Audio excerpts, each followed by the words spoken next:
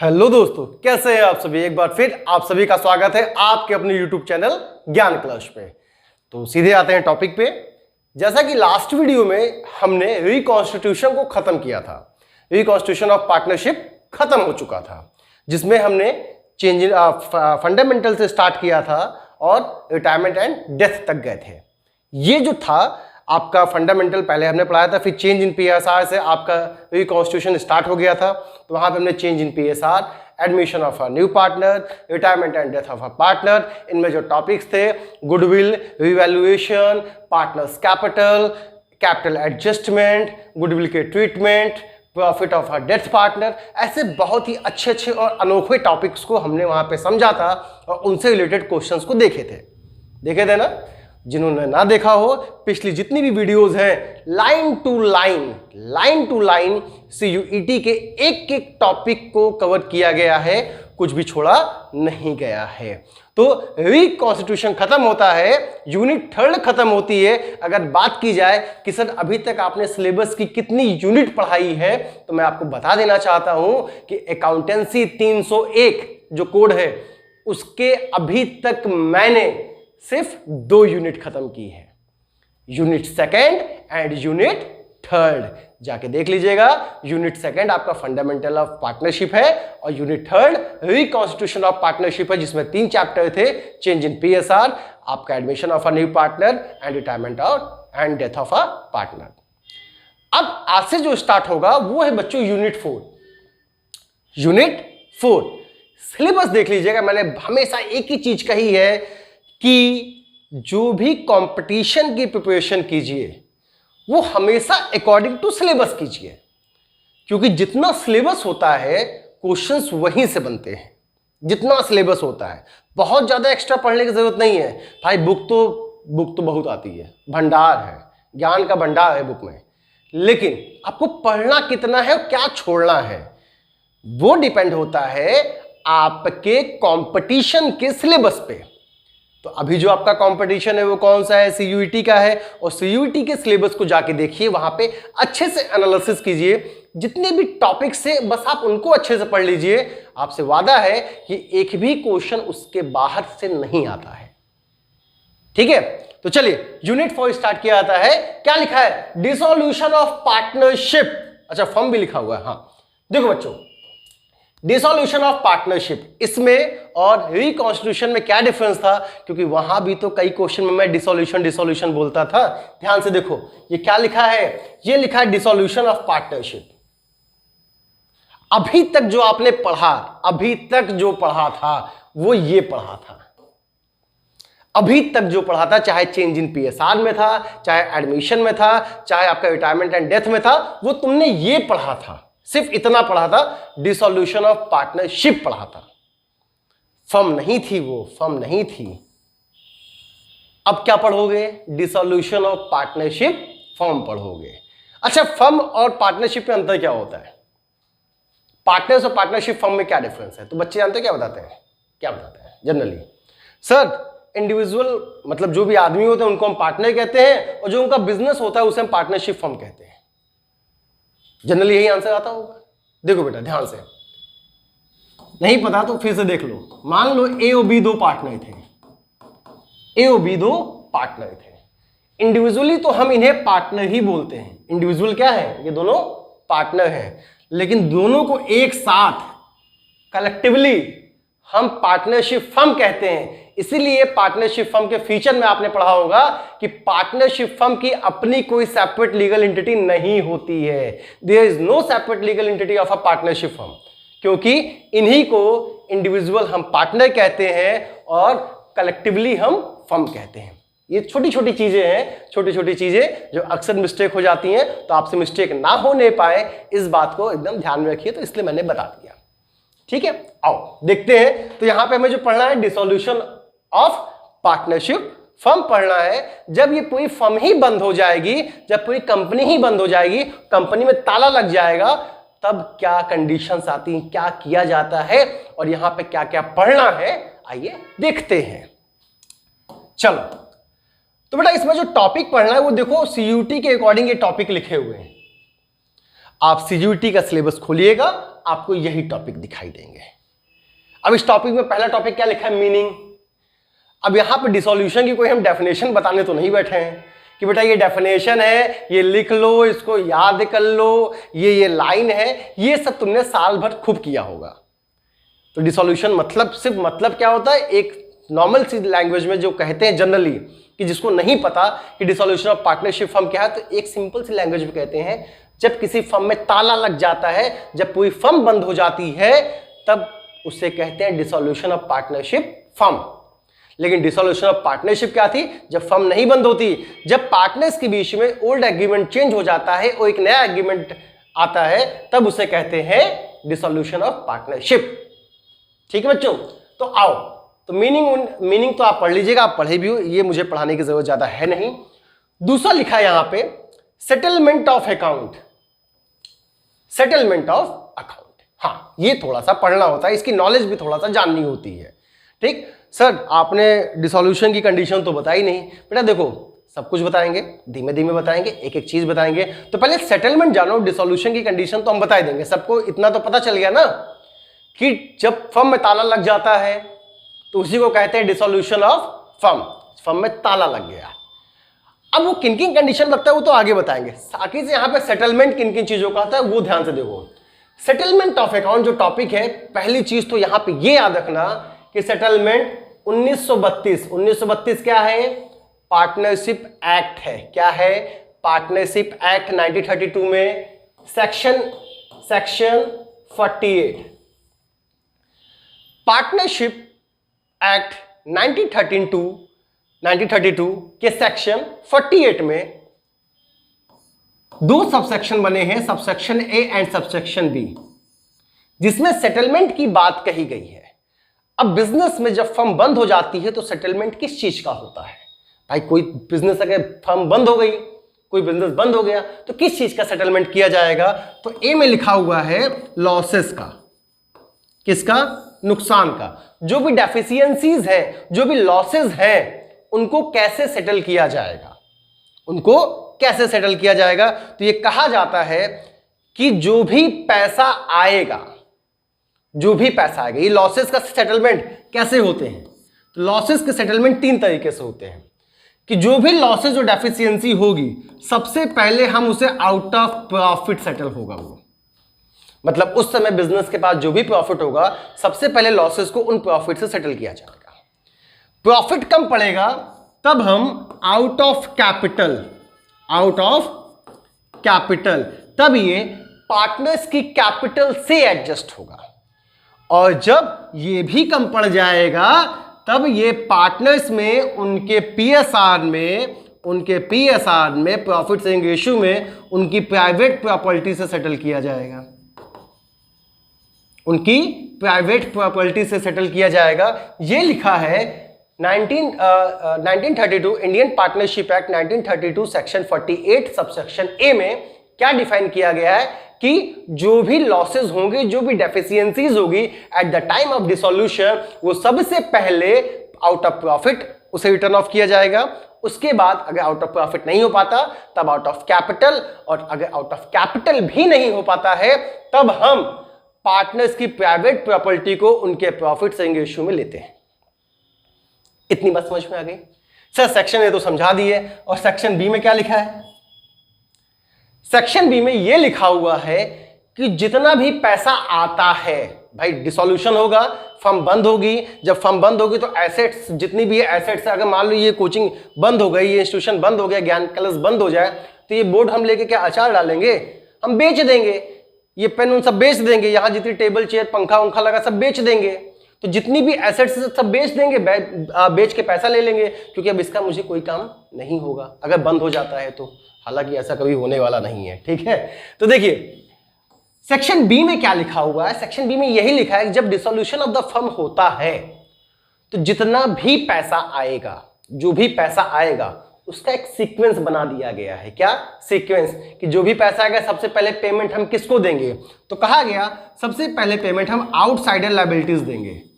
Outsider liabilities सबसे पहले हम लायबिलिटीज को देंगे। आउटसाइडर लायबिलिटीज कहने का सेंस है जो बाहर हमें देना है, लायबिलिटी 2 टाइप्स की होती है, इंटरनल एक्सटर्नल। साल भर पढ़े हो, इतना समझ में आता होगा। तो सबसे पहले जो पेमेंट का सीक्वेंस होगा, जो भी पैसा आएगा क्या देंगे, आउटसाइडर लायबिलिटी। आउटसाइडर लायबिलिटी के बाद अगर कुछ बचता है, उसके बाद अगर बचा, तब हम पहले पार्टनर्स का लोन देंगे। क्या देंगे, अगर किसी पार्टनर ने फर्म को लोन दे रखा है तो हम पार्टनर्स का लोन का पैसा देंगे। तो हमने पहले क्या दिया, आउटसाइडर लायबिलिटी दे दी, जितना भी पैसा है। देखो सेक्शन बी में क्या लिखा कि डिसोल्यूशन के टाइम एसेट्स को बेचने के बाद जो भी पैसा आएगा, उस पैसे से पहला पेमेंट जाएगा आउटसाइडर लायबिलिटी, दूसरा पेमेंट जाएगा पार्टनर्स लोन, इसके बाद जो बचेगा वो पार्टनर्स की कैपिटल हो जाएगी। भाई अगर उसके बाद भी पैसा सफिशिएंट है तो पार्टनर्स ने जितनी कैपिटल लगाई थी उन कैपिटल्स को दे दो, उनकी अपनी अपनी कैपिटल तो मिल जाए। अगर कैपिटल निकालने के बाद भी अगर पैसा बच गया, तब वो चौथे स्टेप पे उनके प्रॉफिट शेयरिंग रेशियो में बढ़ जाएगा। तब चौथे, मान लो कैपिटल देने के बाद भी अगर कुछ पैसा और बच गया, क्योंकि एसेट्स बेचने से बहुत पैसा मिला था, तब जो अंत में पैसा बचेगा इन तीनों को देने के बाद, वो सभी पार्टनर में उनके प्रॉफिट शेयरिंग रेशियो में बढ़ जाएगा। आई थिंक इतनी बात समझ में आ गई होगी। सेटलमेंट में सिर्फ इतनी ही बात लिखी है, तो सेटलमेंट का सेक्शन याद रखिएगा कि डिसोल्यूशन सेटलमेंट का सेक्शन क्या है, 1930 इंडियन पार्टनरशिप एक्ट 1932 सेक्शन 48। इसमें 2 सब सेक्शन है। पहले में क्या कहा गया कि लॉसेज, जो भी लॉसेज होंगे वो कहां से दिए जाएंगे, तो पहला प्रॉफिट से, दूसरा कैपिटल से और तीसरा उनकी प्राइवेट प्रॉपर्टी से। और सेक्शन बी में क्या कहा गया कि जो भी पैसा आएगा उसको देने का सीक्वेंस क्या होगा, तो पहला आउटसाइडर लायबिलिटी देंगे, फिर जो बचा उस पर पार्टनर्स का लोन देंगे, फिर जो बचा पार्टनर्स की कैपिटल निकाल दो। अगर उसके बाद भी बचता है तो पार्टनर्स अपने पीएसआर में बांट लेंगे, ठीक है, अपने प्रॉफिट शेयरिंग रेशियो में बांट लेंगे। तो ये यहां पे सेक्शन 48 में इतनी बातें लिखी हुई है। समझ में आ गया? सर कैसे नहीं समझ में आएगा? अभी भी अगर नहीं समझ में आया तो फिर कोई मतलब ही नहीं निकलेगा पढ़ने का। इतने ढंग से एक एक चीज बताने के बाद भी अगर नहीं समझ में आया तो भाई बेटा कोई बात ही नहीं है, इतना तो समझ में आ ही चुका होगा। ठीक, आगे बढ़े। नहीं आया तो बस 10-20 सेकंड पीछे जाना, फिर से देखना, 20 सेकंड पीछे जाना, फिर से देखना, पीछे जाना, फिर से देखना, तब तक देखना जब तक समझ में ना आ जाए, तब तक देखना जब तक समझ में ना आ जाए। ओके, आगे बढ़े। चलो अब आगे देखो, सेटलमेंट हो गया और इसमें कौन सा टॉपिक पढ़ना है बच्चों? इसमें जो थर्ड टॉपिक है वो है प्रिपरेशन ऑफ रियलाइजेशन अकाउंट। ये सबसे इंपॉर्टेंट है। आपने देखा होगा अगर इस चैप्टर में कोई अकाउंट इंपॉर्टेंट था तो वो यही अकाउंट इंपॉर्टेंट था, रियलाइजेशन अकाउंट। क्योंकि ये अकाउंट क्या बताता है कि एसेट्स जो भी होंगी वो सब बिक जाएंगी, लायबिलिटीज जो होंगी वो हम दे देंगे, अगर प्रॉफिट बचा या लॉस बचा वो पार्टनर्स आपस में किस रेशियो में बांटेंगे, प्रॉफिट शेयरिंग रेशियो में, ओल्ड रेशियो में बांट लेंगे। ठीक, तो ये अकाउंट इंपॉर्टेंट, इसका भी मैं पूरा प्रोफार्मा बताऊंगा इसके बाद। एंड रिलेटेड अकाउंट, तो आपने पूरे साल क्या पढ़ा, रियलाइजेशन के साथ साथ कौन से अकाउंट बनते थे याद कीजिए। तो एक बनता था पार्टनर्स लोन अकाउंट। क्या बनता था? Partners loan account. अगर पार्टनर ने कोई लोन दे रखा है, पार्टनर्स लोन के बाद आप सीधे बनाते थे partners capital account, partners capital account. और पार्टनर्स कैपिटल अकाउंट के बाद आप बनाते थे, क्या बनाते थे? बैंक या फिर कैश अकाउंट, बैंक या फिर कैश अकाउंट। तो आपका रियलाइजेशन के साथ साथ ये 3 अकाउंट बनते थे, partners loan account, partners capital account and bank account. और लास्ट में क्या होता था, ये जो बैंक अकाउंट था ये टैली हो जाता था, ये दोनों तरफ इक्वल हो जाता था। जब ये इक्वल हो जाता था तो आप ये मान लेते थे कि आपका क्वेश्चन एकदम सही है। ऐसा ही कुछ लगाया होगा। तो यहां पे क्या क्या पढ़ना है, रियलाइजेशन अकाउंट पढ़ना है और उसके साथ साथ ये जो अकाउंट आप बनाते थे इनको भी पढ़ना है, इनको भी ध्यान में रखना है। तो ये तो हो गई बात यहां पे टॉपिक्स की जो यहां पे पढ़ना है। चलो बढ़ते हैं आगे। तो क्या सर इसमें न्यू पीएसआर वगैरह नहीं पढ़ना है क्या? जिस तरह हमने चेंज इन पीएसआर में पढ़ा, न्यू पीएसआर, सैक्रिफाइस, गेनिंग, ये सब पढ़े, क्या यहाँ पढ़ना है? कुछ नहीं पढ़ना बेटा। देखो यहाँ पे ना ही तो आपको न्यू पीएसआर पढ़ना है, न्यू पीएसआर यहाँ नहीं है। इसके बाद ना ही तो सैक्रिफाइस इशू, गेनिंग इशू है क्योंकि फर्म बंद हो चुकी, फर्म बंद हो गई। ना ही तो यहाँ पे रीवैल्यूएशन है, रीवैल्यूएशन बनता है रिकॉन्स्टिट्यूशन ऑफ पार्टनरशिप में। डिसोल्यूशन ऑफ पार्टनरशिप फर्म में क्या बनता है, तो अभी आपने देखा क्या बनता है, रियलाइजेशन अकाउंट बनता है। क्या बनता है, रियलाइजेशन अकाउंट। ठीक, इसके बाद partners loan account, partners capital account and bank account. तो आइए एक एक अकाउंट के कुछ कॉन्सेप्ट को सीखते हैं और फिर इनसे रिलेटेड हम क्वेश्चंस को देखेंगे, कुछ कॉन्सेप्ट और फिर कुछ अच्छे अच्छे क्वेश्चंस।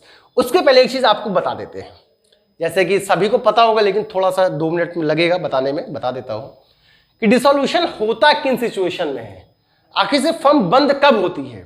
तो पहला तो ये पार्टनर्स की विल पर डिपेंड होता है, पार्टनर्स की इच्छा पे। सभी पार्टनर जब सब में सहमत हो जाए, सबकी सहमति बन जाए, सबका म्यूचुअल कंसर्न हो जाए कि बस अब नहीं, अब हमसे ना हो पाएगा, अब फर्म को बंद किया जाता है। तो पहला तो ये पार्टनर्स की विल पर डिपेंड होता है कि जब उनकी इच्छा होगी वो फर्म को बंद कर देंगे, फर्म डिसॉल्व हो जाएगी। दूसरी, जब पार्टनरशिप का टाइम पीरियड ओपन हो, वो बंद हो जाए, टाइम पीरियड ओवर हो जाए। मान लीजिए हम लोगों ने कोई पार्टनरशिप खोली सिर्फ 10 साल के लिए, सिर्फ 10 साल के लिए, तो 10 साल जैसे ही 10 साल खत्म हो गए, टाइम पीरियड ओवर होगा, पार्टनरशिप ऑटोमेटिक खत्म हो जाएगी। तो ये दो तो याद ही रहेगा, विल और टाइम पीरियड। तीसरा, अगर सभी पार्टनर, ऑल पार्टनर या फिर किसी एक पार्टनर को छोड़ के बाकी सभी पार्टनर, एक पार्टनर को छोड़ के लेफ्ट वन पार्टनर। पार्टनरशिप में क्या होता है, मिनिमम 2 लोग चाहिए ना। मैंने क्या कहा, या तो सभी पार्टनर या किसी एक पार्टनर को छोड़ के बाकी सभी पार्टनर पागल हो जाए, दिवालिया हो जाए, भाग जाए, कुछ भी हो जाए, एक बचा हो, बाकी सबके साथ ये चीजें हो जाए, तो भी क्या होता है, तो भी पार्टनरशिप डिसॉल्व हो जाती है, क्योंकि एक आदमी से पार्टनरशिप नहीं होती। पार्टनरशिप में मिनिमम 2 और मैक्सिमम कितने, 50, मैक्सिमम 50 मेंबर चाहिए होते हैं। ठीक, तो ये तो कंडीशन थी पार्टनरशिप डिसॉल्व होने की। और चौथा क्या है, याद रखिएगा, बाई कोर्ट। अगर हमारे पास आपस में विवाद हो जाता है, वो आपस में जो भी कंफ्लिक्ट है वो सुलझते नहीं है, तो हमारे पास लास्ट ऑप्शन बचता है कि हम कोर्ट का दरवाजा खटखटाएं। और कोर्ट आप तभी जा सकते हो जब आपके पास पार्टनरशिप डीड होगी। बिना डीड के आप कोर्ट नहीं जा सकते। अगर आपके पास पार्टनरशिप डीड नहीं है तब फिर तुम हाई कोर्ट, सुप्रीम कोर्ट कहीं नहीं जा सकते। तो बाई कोर्ट डिसोल्यूशन तभी होता है जब आपस में कंफ्लिक्ट हो, पार्टनरशिप डीड है और काम पार्टनरशिप डीड के अकॉर्डिंग नहीं हो रहा हो, तब आप डीड को लेके कोर्ट में कंप्लेंट फाइल हो सकती है, तब ये बाई कोर्ट जो है आपका डिसोल्यूशन होता है। तो डिसोल्यूशन के बस यही 3-4 कंडीशन थे। एक तो आपकी इच्छा पे डिपेंड है, एक जब टाइम पीरियड ओवर हो जाता है, या फिर किसी सब पार्टनर, सबके सब, या फिर किसी एक को छोड़ के बाकी सबको कोविड हो जाए, इंसॉल्वेंसी हो जाए, पागल हो जाए, दिवालिया हो जाए, जो भी आप समझ लीजिए, सबके सब या तो किसी एक को छोड़ दे। ठीक है, तो भी पार्टनरशिप फर्म डिसॉल्व हो जाती है। और चौथा बाई कोर्ट कब होता है, जब पार्टनरशिप डीड है और आपस में कंफ्लिक्ट हो जाए, पार्टनरशिप डीड के अकॉर्डिंग कोई चीज नहीं हो, तब आप पार्टनरशिप डीड को ले जाके कोर्ट का दरवाजा खटखटा सकते हैं और वहां से आपको न्याय मिलेगा, न्याय। क्योंकि कानून अंधा होता है और अंधे होने के बाद वो पार्टनरशिप डीड जरूर पढ़ लेगा। ठीक, आगे बढ़े, चलो। तो ये तो था कि पार्टनरशिप डिसॉल्व कब होती है। ठीक, अब बच्चों आओ, आपके रियलाइजेशन अकाउंट का कॉन्सेप्ट क्या है। ठीक, क्या सीखना है हमको, ये है आपके क्वेश्चन में दी हुई बैलेंस शीट, जो हमेशा दी होती है जब भी फर्म बंद होती है, तो उस समय तक की बैलेंस शीट, जब फर्म बंद होती है तो उस टाइम तक बैलेंस शीट में क्या क्या था, और आपको इससे क्या बनाना होता है, रियलाइजेशन अकाउंट। तो बस कॉन्सेप्ट सीखिएगा, हालांकि सभी को पता होगा कॉन्सेप्ट, तो थोड़ा सा मैं ओवरव्यू दे रहा हूं जिसको अच्छे से सीखिएगा। कॉन्सेप्ट में क्या है इसका, बस छोटा सा है, बहुत ज्यादा नहीं है। इधर 3 चीजें, एक आती है पार्टनर्स की कैपिटल, दूसरा आपका आता है reserve and surplus, reserve and surplus जो कि पार्टनर्स में डिस्ट्रीब्यूट होते थे। क्या, कैपिटल और reserve and surplus. Reserve and surplus में एक चीज को छोड़ दीजिएगा, इन्वेस्टमेंट फ्लक्चुएशन फंड। ये रिजर्व एंड सरप्लस मतलब एक्सेप्ट आपका investment fluctuation fund, investment fluctuation fund को छोड़ दीजिएगा। ध्यान से देखिएगा मैं क्या बताना चाहता हूं। कैपिटल और रिजर्व एंड सरप्लस इधर ले लीजिए, फिक्टिटियस एसेट, इधर क्या, फिक्टिटियस एसेट्स। जितनी भी फिक्टिटियस एसेट्स होती हैं, इसको मैंने कई बार बताया है। फिक्टिटियस एसेट्स में कौन कौन सी एसेट्स, प्रॉफिट एंड लॉस का debit balance, discount on issue of share, discount on issue of debenture, underwriting commission, ये सभी आपकी क्या है, ये सभी आपकी फिक्टिटियस एसेट्स है। प्रिमिलरी एक्सपेंसेस हैं, ये सभी फिक्टिटियस एसेट्स, क्योंकि ये पार्टनर्स में डिस्ट्रीब्यूट हो जाती हैं, ये पार्टनर्स में डिस्ट्रीब्यूट हो जाती हैं। इधर एक चीज और, कैश या फिर बैंक, कैश या फिर बैंक, इधर से इतनी चीजें और इधर से इतनी चीजें बैलेंस शीट में, इनको छोड़ दीजिएगा। मैंने क्या कहा ध्यान से समझिएगा। बैलेंस शीट में इन चीजों को देखते टिक लगा लीजिएगा। इधर कैपिटल और रिजर्व एंड सरप्लस, खाली रिजर्व एंड सरप्लस में क्या छोड़ना है, इन्वेस्टमेंट फ्लक्चुएशन फंड, उस पर टिक मत लगाइएगा। और इधर क्या, फिक्टिटियस एसेट्स और बैंक या कैश को छोड़ दीजिएगा, छोड़ दीजिएगा मतलब इन पर टिक लगाइएगा। इसके अलावा जितनी भी एसेट्स होंगी, यहां पे जितनी भी एसेट्स होंगी एज इट इज वो यहां डेबिट में आ जाएंगी। इधर जितनी भी लायबिलिटीज होंगी एज इट इज वो यहां आ जाएगी। इस बात को ध्यान में रखिएगा। पहली चीज, रियलाइजेशन अकाउंट को बनाते समय क्या क्या सावधानियां बरतनी पड़ती है मैं वो बता रहा हूं। सबसे पहले आप बैलेंस शीट को देखिएगा। बैलेंस शीट में जो चीजें हैं, चूंकि पढ़े भी हो लेकिन एक बार मैं ओवरव्यू दे रहा हूं, इन चीजों को छोड़ दिए, इन चीजों को छोड़ दीजिए, ये रियलाइजेशन में नहीं आता। सभी एसेट्स इधर और सभी लायबिलिटी इधर। एसेट्स कहां, डेबिट में, लायबिलिटी कहां, क्रेडिट साइड में आती है।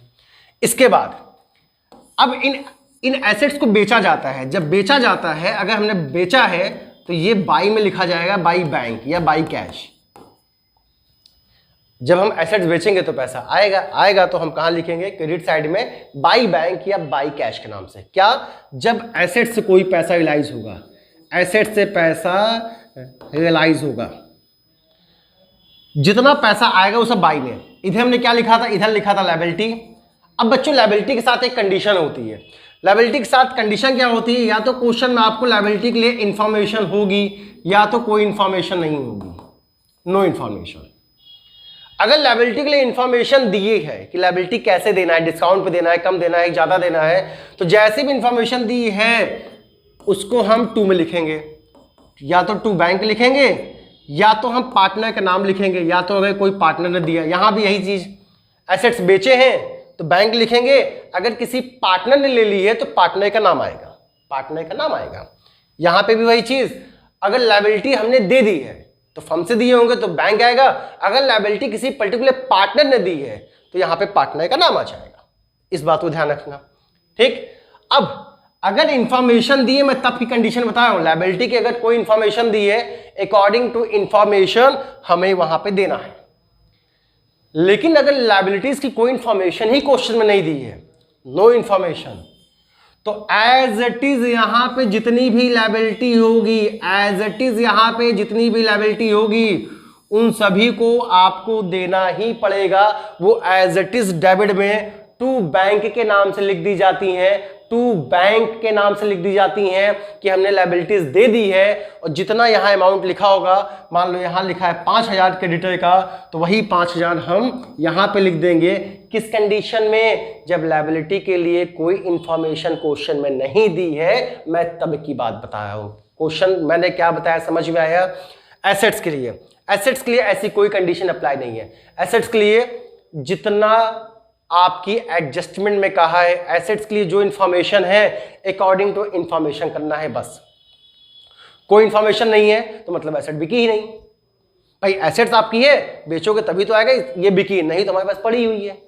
लेकिन लायबिलिटी क्या है, आपकी एसेट्स बिके या ना बिके, लायबिलिटी अगर है तो देनी ही है। तो ध्यान से समझिएगा, लायबिलिटी के लिए कोई इंफॉर्मेशन दी हो तो इंफॉर्मेशन के अकॉर्डिंग पेमेंट दीजिए। लेकिन अगर इंफॉर्मेशन नहीं दी है, इंफॉर्मेशन नहीं दी है तो जितनी लायबिलिटी होगी उसको टू बैंक के नाम से हमें पेमेंट देना ही पड़ेगा, क्योंकि डिसोल्यूशन के टाइम लायबिलिटी को देना ही पड़ता है। बच्चों से गलती यहीं पे होती है। 31 को, 30 को है ना शायद, 30 को, हाँ 30 को या 31 को आपका एग्जाम है अकाउंटेंसी का, डेट भूल रहे हैं यार, 30 को कि 31 को है। तो जो आपका आने वाला एग्जाम है 3-4-5 दिनों में सीबीएसई का, उसमें ये क्वेश्चन आएगा। वहां पे मैक्सिमम बच्चों की गलती हो जाती है, सब कुछ बनाते हैं, इस लायबिलिटीज में से लायबिलिटी की वो पेमेंट देना भूल जाते हैं, और जहां पे वो लायबिलिटी की पेमेंट देना भूले वहीं पे कहानी खत्म हो जाती है, फिर वहीं पे दिक्कतें आती हैं। तो ये आपसे गलत ना होने पाए बच्चों, यही था रियलाइजेशन का पूरा कॉन्सेप्ट, कि सबसे पहले इधर से इन चीजों को छोड़ के एसेट्स इधर लिखते हैं और लायबिलिटीज को इधर लिखते हैं। इसके बाद एसेट जो बिकेगी उसको बाई में लिखेंगे, लायबिलिटीज को जो पे आउट होगा उसको यहां लिखेंगे। पे आउट की अगर इन्फॉर्मेशन दी है तो अकॉर्डिंग टू इन्फॉर्मेशन पे आउट होगा, अगर इन्फॉर्मेशन नहीं दी है तो जितनी लायबिलिटी यहां लिखी होगी उसको तो हमको देना ही देना है, टू बैंक लिख के। अब मेन मुद्दे की बात क्या है कि इसमें क्या नहीं आता, रियलाइजेशन अकाउंट में क्या नहीं आता। तो ये तो आपने देखा ही, इधर से फिक्टिटियस, इधर से बैंक, इधर से कैपिटल, इधर से रिजर्व एंड सरप्लस। इधर एक चीज और लिख लीजिए जो नहीं आता, वो है partners loan account. Partners loan account, partners loan कहां दिया होगा, आपको लायबिलिटी साइड में दिया होगा। तो याद रखिए, कैपिटल आपका रिजर्व एंड सरप्लस, और उसके साथ साथ पार्टनर्स का लोन। अगर पार्टनर्स ने फर्म को लोन दिया है तो भी वो रियलाइजेशन में नहीं आता, क्योंकि इसके लिए पार्टनर्स का लोन अकाउंट अलग से बनता है, पार्टनर्स का लोन अकाउंट अलग से बनता है। ठीक है, तो ये इंपॉर्टेंट चीज है कि यहां पे क्या क्या चीज नहीं आती, बच्चे अक्सर भूल जाते हैं और वो सब कुछ यहां डाल देते हैं। तो ध्यान दीजिएगा यहां पे क्या क्या चीजें नहीं आती हैं। कोई डाउट, कोई दिक्कत? कोई दिक्कत नहीं। फिर इसके बाद हम क्या बनाते हैं, पार्टनर्स लोन अकाउंट बनाते हैं। पार्टनर्स का लोन का जैसे भी पेमेंट होगा वो हम वहां पे दिखाते हैं। उसके बाद क्या बनाते हैं, पार्टनर्स कैपिटल अकाउंट बनाते हैं, और फिर लास्ट में बैंक अकाउंट बनाते हैं। बैंक में पूरा सेटलमेंट हो जाता है, कम ज्यादा जो भी होगा वो पार्टनर्स आपस में अपने प्रॉफिट शेयरिंग रेशियो में बांट लेते हैं, और यहीं पे कहानी खत्म हो जाती है और डिसोल्यूशन खत्म हो जाता है।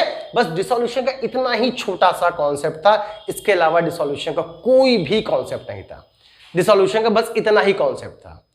तो यहां पे मैंने जितनी भी बातें बताई, जितनी भी चीजें बताई, बस आप उनको ध्यान से याद रखिएगा। मैंने स्टार्टिंग से क्या क्या बताया, तो dissolution of partnership according to your syllabus होता क्या है ये बताया, कब होता है, कब होता है बताया ना, कि इनकी इच्छा पर डिपेंड है, टाइम पीरियड ओवर हो जाता है तब हो जाता है, या फिर एक को छोड़ के सभी पार्टनर पागल हो जाए, दिवालिया हो जाए तब हो जाता है, या फिर सब कुछ सही है और पार्टनरशिप डीड के अकॉर्डिंग काम नहीं चल रहा है, तो फिर क्या होगा, हम कोर्ट में जा सकते हैं और कोर्ट में बता सकते हैं, अपनी समस्याओं को दिखा सकते हैं। कोर्ट चाहेगा तो आपकी पार्टनरशिप फर्म डिसॉल्व हो जाएगी।